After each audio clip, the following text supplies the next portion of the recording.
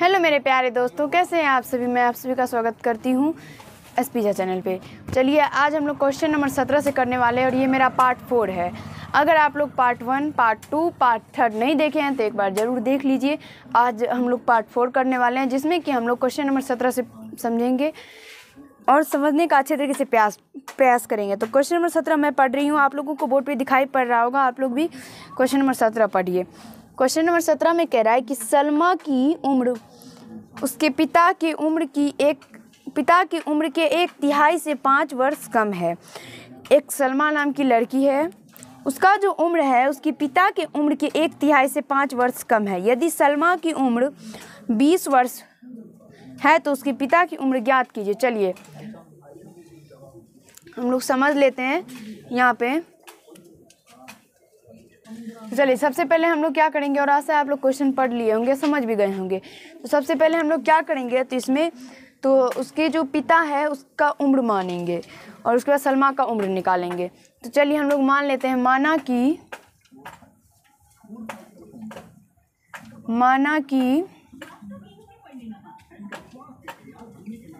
सलमा के पिता की उम्र,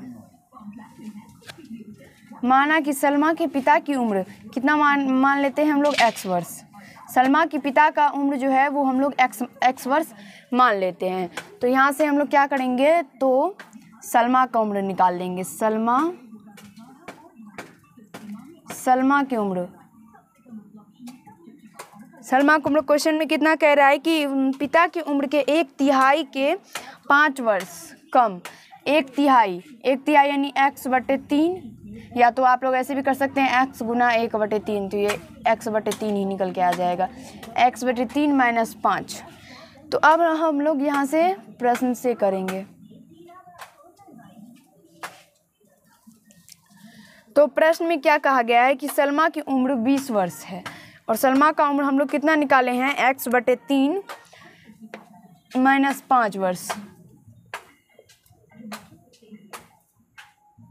तो हम लोग क्या करेंगे, तो x/3 - 5 बराबर 20 कर देंगे, क्योंकि हम लोग इतना सलमा की उम्र इतना निकाले हैं और क्वेश्चन में 20 वर्ष दिया गया है।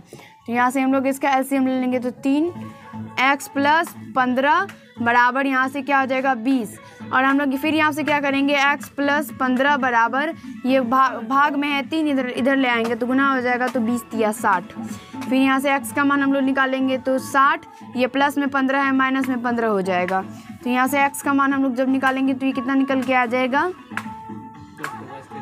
तो x का यहाँ पे देखिए, तो यहाँ पे माइनस में 5 है, यहाँ पे माइनस में 15 होगा, तो यहाँ भी माइनस में 15 होगा और ये -15 जब इधर लेके आएंगे तो +15 हो जाएगा। और यहाँ से ये कितना 75, ये 75 वर्ष निकल के आ जाएगा। और यहाँ से लिखेंगे हम लोग अतः सलमा के पिता की उम्र, अतः सलमा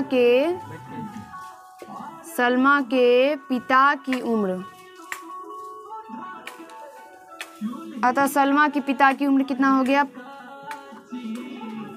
75 वर्ष, क्योंकि हम लोग सलमा के पिता की उम्र ही x माने थे और x का मान 75 निकल के आ गया। आशा है आप लोगों को समझ में आ गया होगा, कहीं से कोई दिक्कत समस्या नहीं हुआ होगा। वो क्वेश्चन नंबर 18 को आप लोग पढ़िए, मैं आप लोगों को क्वेश्चन नंबर 18 पढ़ के समझाती हूँ। आप लोगों को बोर्ड पे दिख रहा होगा क्वेश्चन नंबर 18।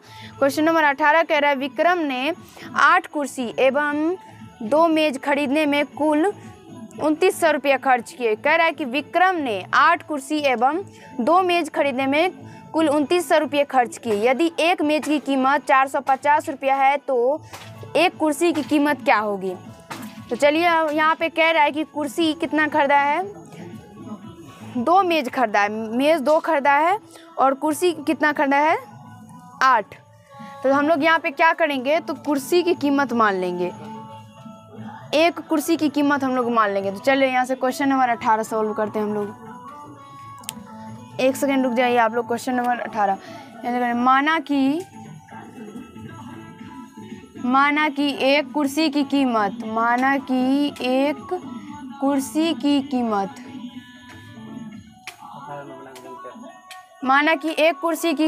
क्या हम लोग मान लेते हैं, तो x रुपया। माना कि एक कुर्सी की कीमत कितना रुपया है, x रुपया है। यहाँ से हम लोग मान लिए। तो अब हम यहाँ पे क्वेश्चन में क्या दिया गया है, तो क्वेश्चन में दिया गया है कि एक मेज की कीमत कितना है 450 रुपये। तो यहाँ से हम लोग लिखेंगे चूँकि एक मेज की कीमत 450 रुपया, एक मेज की कीमत कितना है 450 रुपया है। तो इसीलिए हम लोग 2 मेज की कीमत निकाल लेंगे, क्योंकि इसमें 2 मेज ही खरीदा गया है, 2 मेज की कीमत। तो कितना हो जाएगा 450 गुना 2 रुपया, तो गुना करेंगे तो कितना आ जाएगा 900 रुपया।